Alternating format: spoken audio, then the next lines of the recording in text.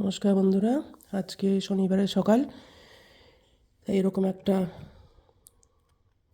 এগুলো হচ্ছে কুমড়োর বীজ দিয়ে পাউরুটি কিনতে পাওয়া যায়। তো এই নিয়ে এসে অর্ধেক করেছি, একদম মুচমুচে।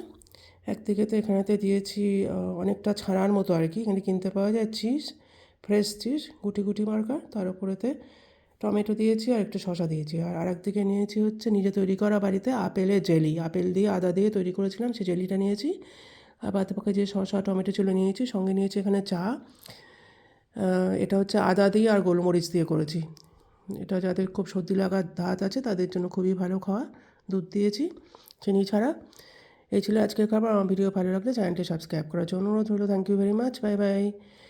Guten Morgen, Freunde. Heute zum Frühstück habe ich Kürbiskernbrötchen genommen, damit Körniger Frischkäse genommen, Tomaten und Gurke und hier noch mit Jelly.